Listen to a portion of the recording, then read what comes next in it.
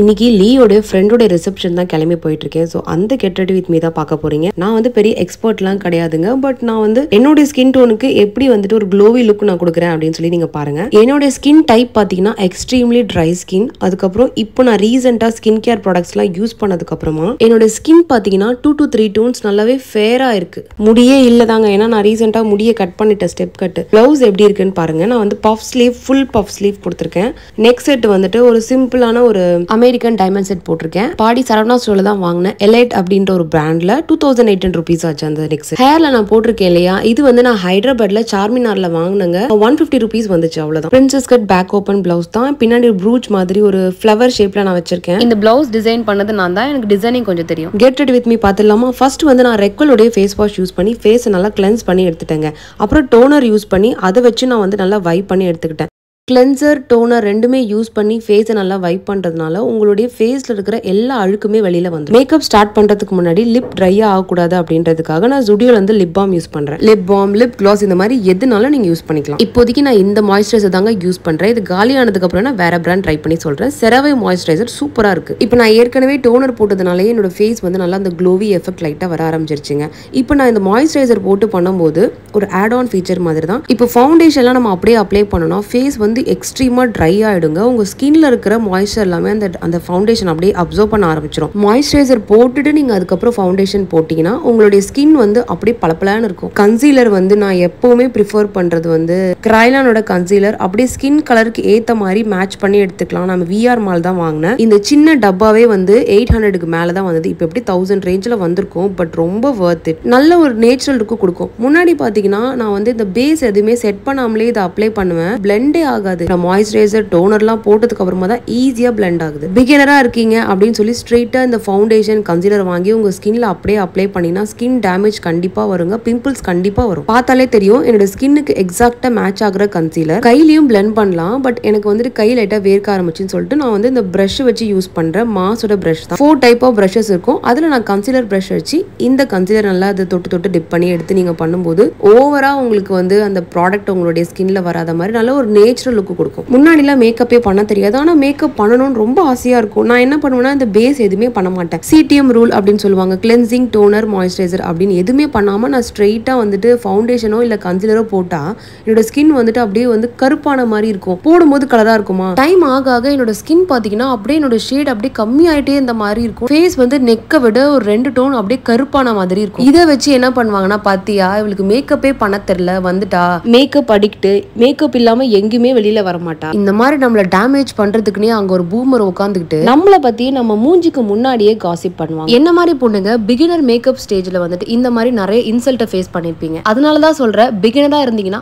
கண்டிப்பா சிடிஎம் அப்படின்ற இந்த ரூலை நீங்க ஃபாலோ பண்ணி தான் ஆகணும். சிடிஎம்னா வேற ஒண்ணும் இல்லைங்க, கிளென்சிங், டோனர், மாய்ஸ்சரைசர். இந்த மேக்கப் பேஸை கரெக்டா செட் பண்ணதுக்கு அப்புறமா தான் நீங்க கன்சீலரும் ஃபவுண்டேஷனும் அப்ளை பண்ண ஆரம்பிக்கணும். பேஸை சரியா செட் பண்ணாம அப்படியே போனீங்கன்னு வச்சுக்கோங்களேன், கண்டிப்பா உங்களை பாக்குறவங்க என்ன நீ இப்படி மேக்கப் பண்ணிட்டு வந்திருக்கன்னு சொல்லி உங்களுடைய கான்ஃபிடன்ட் லெவலை கண்டிப்பா பிரேக் பண்ணுவாங்க. ஏன்டா இவங்க வீட்டு ஃபங்க்ஷனுக்கு வந்தோம் அப்படின்னு யோசிக்க வச்சிருவாங்க. ஒரு பக்கம் உங்களுடைய மேக்கப் அண்ட் அவுட்லுக்க ஒரு குரூப் கிண்டல் பண்ணிட்டு இருக்கோம். இன்னொரு பக்கம் இவ்வளவு செலவு பண்ணி நம்ம ரெடி ஆயிட்டு போகணும்னு வச்சுக்கோங்களேன், மண்டபத்துக்கு போயிட்டு 2 போட்டோ கூட எடுக்க விட மாட்டாங்க. போட்டோ எடுத்ததெல்லாம் போதும், மத்த வேலையை பாருங்க அப்படின்னு மூஞ்சல் அடிச்ச மாதிரி நமக்கு நேராவே சொல்லுவாங்க. என் காசு போட்டு என் டைம் போட்டு நம்ம மெனக்கெட்டு ரெடி ஆகி ஹாப்பியா ஒரு 4 பேரை பார்க்கலான்னு போனா போய் இறங்கணும்னு இவகிட்ட என்ன குறை சொல்லலாம், இவ முதுகுல அழுக்கு இருக்கா அப்படின்னு பார்த்து பார்த்து நம்மளை பத்தி குறை கண்டுபிடிக்கிறதாங்க நிறைய பீப்புளுடைய வேலையா இருக்கு. இன்னொரு கொடுமையான விஷயம் என்னன்னா, யாரு நிறைய நகை போட்டிருக்காளோ அவங்களதான் வந்துட்டு ஸ்டேஜ் மேல ஏத்துவாங்க. கம்மியா நகை போட்டு அவங்க என்ன நல்ல பொண்ணா இருந்தாலுமே பாத்தீங்கன்னா அவங்கள வந்து ஸ்டேஜ் மேல ஏத்த மாட்டாங்க. யார் அதிகமா நல்லா ஜுவல்ஸ் போட்டு வந்திருக்காங்களோ, நீ வாமா நீ ஸ்டேஜ் மேல ஏறி நின்னுமா அப்படின்னு சொல்லி தடபுடலான மரியாதை கொடுப்பாங்க நகை போட்டு வந்தவளுக்கு மட்டும்தான். நம்ம வீட்டுல ஒரு ஃபங்க்ஷன்னா வந்தவங்களுக்கு இதை கொடுக்கணும், காப்பி ஆத்தணும், டீ ஆத்தணும்னு சொல்லி நம்ம ஓடி ஓடி அவ்வளவு வேலை செஞ்சு கொடுப்போம். அவங்களுக்கு இன்னும் கம்ஃபர்ட்டா ஃபீல் பண்ணோம் அப்படின்னு நம்ம ரூம் கூட அரேஞ்ச் பண்ணி கொடுப்போம். இதுவே அவங்க வீட்டுல ஏதாவது ஒரு ஃபங்க்ஷன் வச்சுக்கோங்க, நம்ம மாங்குன்னு சமய கட்டு வரைக்கும் போய் எல்லா வேலையும் செஞ்சு கொடுப்போம். அதுக்கு ஒரு கர்ட்டசி கூட இருக்காது. அப்பயே என்ன தெரியுமா குறை சொல்லுவாங்க, நீ லேட்டா வந்துட்ட. ஈவன் ரூம் கூட நம்மளே தான் போட்டுக்கணும். நம்மள வந்து மேக்கப் அடிக்ட், மேக்கப் எந்தூசியாஸ்ட்னு சொல்றவங்களாம் அவங்க கல்யாணத்துக்கு பாத்தீங்கன்னா 40,000 70,000 கொடுத்து மேக்கப் ஆர்டிஸ்ட் கூப்பிட்டு ரெடி பண்ற அளவுக்கு கொடுத்து செலவு பண்ணுவாங்க. நம்ம ஒரு 100 ரூபாய்க்கு லிப்ஸ்டிக், 500 ரூபாய்க்கு ஃபவுண்டேஷன் வாங்கிட்டோம்னா மேக்கப் அடிக்ட் அப்படின்னு சொல்லி ஒரு முத்திரை குத்தி வச்சிருவாங்க. இன்னொரு சிரிப்பான விஷயம் நான் சொல்றேங்க. ஆக்சுவலா பாத்தீங்கன்னா என்னுடைய கல்யாணத்துக்கு பாத்தீங்கன்னா ஓரளவுக்கு கிராண்டா நடந்துச்சு. ஆனா நாங்க வந்து 3 monthsக்குள்ளேயே வந்து ஆல்பம் எல்லாமே போட்டுட்டோங்க. பேரண்ட்ஸ் சைடுக்குன்னு சொல்லி தனியா ஒரு ஆல்பம் வந்து 3 செட்டா போட்டோம். Engagement, reception, marriage. அதே மாதிரி எங்க வீட்டுக்கு 3 செட் தனியா போட்டோம். மொத்தமா வந்து எங்களுக்கு ஒரு 74,000 ஆச்சு. ஆனா இப்ப பாத்தீங்கன்னா நிறைய பேர் வந்துட்டு கல்யாண தடபுடலா லட்சமா செலவு பண்றாங்க. போட்டோகிராஃபருக்கு அவ்வளவு ஸ்பெண்ட் பண்ணி போட்டோகிராஃபர் வளைச்சு போட்டோலாம் எடுக்கிறாங்க. ஆனா ஆல்பம்னு ஒண்ணு கண்ணுல காட்டுறதே கிடையாது. சாஃப்ட் காப்பில போட்டோஸ் எல்லாம் வாங்கி வச்சுக்கிறாங்க. அவங்களுக்கு தேவையான போட்டோ மட்டும் எடுத்து ஃப்ரேம் போட்டு வச்சுக்கிறாங்க. இப்போ நம்ம இத்தனை பேர் வந்தோம், அந்த மாதிரி எந்த ஒரு ப்ரூஃப்மே அவங்க கிட்ட கிடையாது. இதெல்லாம் பார்க்கும்போது எதுக்குடா கல்யாணத்துக்கு நம்ம மெனக்கெட்டு ரெடி ஆயிட்டு போகணும்னு வேற தோணுது. பசங்க பொண்ணுங்க 2 பேருமே வந்து இது கண்டிப்பா ஃபேஸ் பண்ணிருப்பீங்க. இந்த மாதிரி இல்லனா புதுசா ஏதாவது ஒரு விஷயம் ஃபேஸ் பண்ணியிருந்தா கூட கண்டிப்பா கமெண்ட்ல ஷேர் பண்ணி விடுங்க, நானும் தெரிஞ்சுக்கிறேன். இப்போ வந்து கமெண்ட்ல நிறைய பேர் என்ன திட்டுவீங்க, இவ என்னவோ பெரிய மேக்கப் ஆர்டிஸ்ட். ஆக்சுவலா நானும் என்னோட ஹஸ்பண்டும் டிஜிட்டல் மார்க்கெட்டிங் கம்பெனி ரன் பண்ணிட்டு இருக்கோம். டேவே ரொம்ப பேக்டா இருக்குங்க. ஸோ என்னோட ஃப்ரீ டைம்ல நான் வந்து இந்த மாதிரி வீடியோ மேக் பண்ணிட்டு இருக்கேன். ஃபர்ஸ்ட் எங்களோட கிளைண்ட்ஸ்க்காக தான் வீடியோ மேக் பண்ண ஆரம்பிச்சோம். அதுக்கப்புறம் வந்துட்டு நான் யூடியூபராகவே மாறிட்டேன். ஒரு நேச்சுரலான லுக்கு தானே இப்போ நான் கிரியேட் பண்ணிட்டு இருக்கேன். இவ்வளோ ப்ராடக்ட் நான் போட்டேன் இல்லையா, உங்களுக்கு பார்க்கும் போதே தெரியும் அது எவ்வளோ நேச்சுரலா பிளெண்ட் பண்ணிருக்கிறது. ஆக்சுவலி வந்து என்னுடைய கசின் சிஸ்டர் தான் வந்து எனக்கு டீச் பண்ணாங்க. அவங்க பேரு ஜென்சி. என்ன பொறுத்த வரைக்கும் ஒரு பொண்ணா இருந்தாங்கன்னு வச்சுக்கோங்க, ஏதாவது ஒரு ஆர்ட்ல ஸ்பெஷலைஸ்டா இருக்கணும். அதுவும் அவங்களோட ஸ்கில் செட் மற்றவங்களுக்கு உதவணும். என்னோட டிஜிட்டல் மார்க்கெட்டிங் பிசினஸ் நிறைய கிளைண்ட்ஸோட பிசினஸ் க்ரோ பண்ணிட்டு இருக்கு. ஸோ ஒர்க்கிங் வுமனா இருந்தீங்கன்னா உங்க ஸ்கில் செட்டை இம்ப்ரூவ் பண்ணிட்டு டிபெண்டன்ட் செயினை பிரேக் பண்ணிட்டு இண்டிபெண்டன்டா பிசினஸ் பண்ண ட்ரை பண்ணுங்க. இதுதான் உண்மையான உமன் எம்பவர்மெண்ட். அப்புறம் வந்து நான் மேக்கோட ஸ்ட்ரோப் கிரீம் தான் யூஸ் பண்றேன். இது ஆஹா ஓஹோன்னு சொல்றாங்க. ஸோ அந்த அளவுக்கு எனக்கு இல்லைங்க. ஸோ நான் லைட்டா ஹைலைட்டர் மாதிரி தான் யூஸ் பண்றேன். ஸ்ட்ரோப் கிரீமுடைய 30 ml பேக்கோட பிரைஸ் 3300க்கு மேல போகுது. ஸோ நம்ம சின்னதா ட்ரை பண்ணலாம்னு சொல்லிட்டு நான் செஃபோரால தான் வாங்கினேன். மினி வந்து 15 ml தான். இது 1600 ரேஞ்ச் வரும். அந்த அளவுக்கு எனக்கு இதுல அவ்வளவா சாட்டிஸ்ஃபேக்ஷனா இல்ல. பட் ஓகே, சும்மா நான் ஒரு ஹைலைட்டர் மாதிரி யூஸ் பண்ணுவேன். இப்போ நான் யூஸ் பண்ண மேக்கப் பேஸ் ப்ராடக்ட் CTM எல்லாமே பாத்தீங்கன்னா 500 உள்ளதான் இருக்கும். சூப்பரா இருக்கு. நீங்க கண்டிப்பா வந்துட்டு ஹை எண்ட் ப்ராடக்ட் ட்ரை பண்றதுக்கு முன்னாடி இது ட்ரை பண்ணி பாருங்க. லிப்ஸ்டிக் வந்து ஃபே பியூட்டியோட லிப்ஸ்டிக் தான் யூஸ் பண்றேன். இது வந்து ஒரு மேட் லிக்விட் லிப்ஸ்டிக் தான். ஷேட் வந்து செர்ரி. ஸோ என்ன மாதிரி ஸ்கின் டோன், ஈவன் டஸ்கிக்கு எல்லாமே வந்து இந்த மாதிரி ரெட் ஷேட், மெரூன் ஷேட், இந்த மாதிரி எல்லாமே நல்லா சூட் ஆகும். ட்ரை பண்ணி பாருங்க, நல்லா இருக்கு. முடிஞ்ச அளவுக்கு லிக்விட் லிப்ஸ்டிக் வந்துட்டு நீங்க அப்படியே வந்து கொஞ்சமா ப்ராடக்ட் எடுத்துட்டு அப்படியே லிப்ல லைன் பண்ணி வரையும் பொழுது நல்லா இருக்குங்க. அவ்வளோ சீக்கிரத்துல வந்துட்டு இது போகல. ஸ்டே பாத்தீங்கன்னா ஒரு 4 to 5 hours வரைக்குமே எனக்கு இருந்துச்சு. இப்போ வரைக்கும் நான் அவ்வளவு நேரம் தான் போட்டிருந்தேன். ஃபங்க்ஷன் வந்து 4 hours முடிஞ்சிருச்சு. நான் அதுக்குள்ள வீட்டுக்கு வந்துட்டேன். அப்போ வரைக்குமே வந்துட்டு நல்லாவே எனக்கு நல்ல ஸ்டே இருக்கு. லிப்ஸ்டிக் கரெக்டா நான் போட்டு முடிச்சிட்டேன். அதுக்கப்புறம் வந்துட்டு ஸ்விஸ் பியூட்டியோட லிப் லைனர். முன்னாடி வந்து நான் லிப் லைனர்லாம் போட மாட்டேன். ஜஸ்ட் தூரமா நின்று தான் மிரர்ல பார்ப்போம் இல்லையா, அப்போ நல்லா தான் இருக்கு அப்படின்னு போயிடுவேன். அதுக்கப்புறம் பார்த்தீங்கன்னா ஈவன் என்னோட கசன் சிஸ்டர் தான் வந்துட்டு இல்லை லிப் லைனர் போடும்போது தான் அவங்களோட லிப்ஸ் துண்டாக எடுத்து கொடுக்குங்க, நல்ல ஒரு லுக்கு கொடுக்கும், நல்ல ஒரு ஃபுல்ஃபில்லான ஒரு லுக்கு உங்களுக்கு கிடைக்கும். கண்டிப்பாக வந்துட்டு லிப் லைனர் போட்டு தான் நாங்கள் யூஸ் பண்ணணும். மார்ஃப் ஜாக் அண்ட் ஜில்லோடைய டியூ ப்ராடக்டான ஒரு ஐ ஷேடோ தான் இது. நான் ஃப்ளிப்கார்ட்டில் தான் வாங்கியிருந்தேன். இது ப்ரைஸ் வந்து ஒரு 500-600க்குள்ளே வரும். இந்த ஐஷேடோ பேலட்டில் வந்துட்டு நிறைய ஷேட்ஸ் இருக்கும். பட் நான் அதிகமாக யூஸ் பண்ணுறது இந்த ரெட் ப்ரௌன் இந்த மாதிரி ஷேட் தான் யூஸ் பண்ணுவேன். அதுதான் நம்ம இந்தியன் ஸ்கின் டோனுக்கு நல்லா செட் ஆகும். பேலட்லேருந்து டார்க் அந்த ரெட் ஷேட் வந்து நான் எடுத்து ஐலிட் டாப் ஏரியாவில் தான் ஃபஸ்ட்டு நான் வந்து அப்ளை பண்ணுறேன். இந்த மாதிரி நீங்கள் அப்ளை பண்ணும்போது நல்லாவே கண்ணை வந்து எடுத்து கொடுக்குற மாதிரி உங்களுக்கு தெரியும். அதுக்கப்புறம் அதே அந்த ப்ரௌன் இந்த ரெட் ஷேட்லேயே வந்துட்டு ஒரு கிளிட்டர் மாதிரி இருக்குங்க அதே பேலட்டில். ஸோ அதை எடுத்து நான் வந்துட்டு அதுக்கு கீழே இருக்கிற ஏரியாலுமே ஃபுல்லாகவே கவர் பண்ணிக்கிறேன்.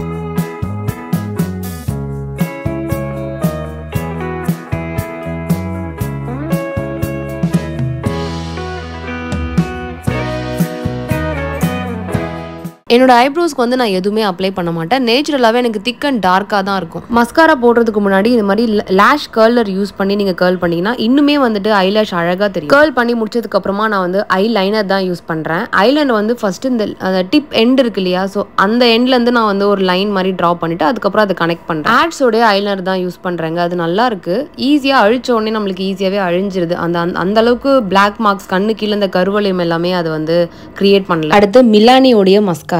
இந்த மஸ்காரா வந்துட்டு நல்லா இருக்குங்க. உங்களுடைய அந்த லேஷஸ் இருக்கு இல்லையா, அது எல்லாமே லேயரா உங்களுக்கு பிரிச்சு கொடுத்து லேஷஸ் நீங்க வந்து ஃபேக் லேஷஸ் வைக்கிறதுக்கு பதிலாக இந்த மாதிரி நீங்க பண்ணீங்கன்னா உங்களோட லேஷஸ் வந்து நேச்சுரலா அழகா இருக்கும். எவ்வளவு நீங்க வந்துட்டு அந்த மஸ்காரா நீங்க வந்து அப்ளை பண்ணிட்டே இருக்கீங்களோ அந்த அளவுக்கு ஐலேஷ் நல்லா திக்கா நல்லா லாங்கா தெரியும். அடுத்து வந்து ரெனேயோடைய மிட் நைட் காஜல் தான். ஆக்சுவலா வந்து நான் இது ஒரு டவுட்ல தாங்க வாங்கினேன்.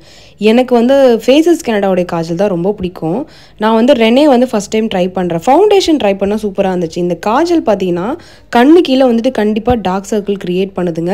போட்டதுக்கு கொஞ்ச நேரத்துலேயே வந்துட்டு கண்ணு கீழே அப்படியே இறங்கிடுது, ஸ்மஜ் ஆகிடுது. ஃபேஸஸ் கனடாவுடைய காஜலுக்கு பின்னாடியே ஸ்மஜர் இருக்குங்க. ஸோ நான் அதை வச்சு நான் வந்து லைட்டாக ஸ்மஜ் பண்ணி விட்டுறேன். இதுக்கப்புறம் நான் மேக்கப் முடிச்சு ஒரு 1 ஹவர்லேயே பார்த்தீங்கன்னா எனக்கு அப்படியே அந்த மை எல்லாமே கலைஞ்சி கண்ணு கீழே வந்துட்டு அது ஒரு கருப்பான மாதிரி எனக்கு ஒரு ஃபீல் இருந்துச்சு. ஸோ நெக்ஸ்ட் டைம் வந்து கண்டிப்பாக நான் இது வாங்க மாட்டேன். ஃபேஸஸ் கனடாலே பார்த்தீங்கன்னா ரெட் கலரில் ஒரு பென் மாதிரி ஒன்று மெலிஸாக இருக்குங்க. அந்த காஜல் ரொம்ப சூப்பராக இருக்குது. நான் அதான் நெக்ஸ்ட் டைம் வாங்குவேன். இப்போ நான் வந்து ஐயோடைய வாட்டர் லைன் ஏரியாவில் வந்துட்டு நான் இன்னும் கொஞ்சம் டார்க்காக இருந்தால் தான் கொஞ்சம் நல்லா இருக்குங்க. ஏன்னா கண்மை எவ்வளோ நம்ம டார்க்காக போடுறோமோ அந்தளவுக்கு நம்மளுடைய ஐஸ் அட்ராக்டிவாக தெரியும். ஸோ அதனால வந்துட்டு நான் உள்ளேயும் ட்ராப் பண்ணிக்கிட்டேன். அவ்வளோதாங்க, மேக்கப் ஓவர் ஆயிடுச்சு. நான் சாரீ கட்டினதுக்கப்புறமா காட்டுறேன். ஸோ இது தாங்க ஃபைனல் லுக்.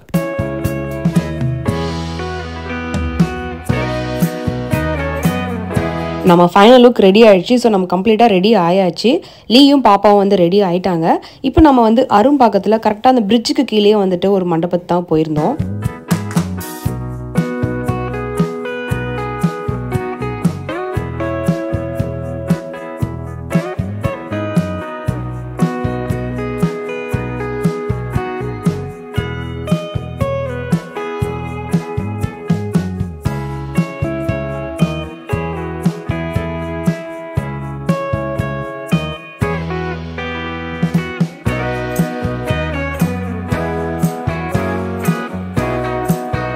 ரிசப்ஷனில் பார்த்தீங்கன்னா சூப்பராக பண்ணியிருந்தாங்க. இப்போ வந்து நிறைய ட்ரெண்டியாக பார்த்தீங்கன்னா மணமகள் வரவேற்பு டைமில் டான்ஸ்லாம் நடக்குதுங்க. இந்த பொண்ணுங்க பார்த்தீங்கன்னா ஒரு 4 பொண்ணுங்க சூப்பராக நல்லா ட்ரெஸ் பண்ணி கிராண்டாக வந்துட்டு அந்த என்ட்ரியை வந்து கொடுத்துருந்தாங்க. நிறைய சாங்ஸ் எல்லாம் போட்டாங்க. நான் சாங் போட்டேன்னா கண்டிப்பாக காப்பிரைட் இஷ்யூ வரும், அதனால நான் போடலை.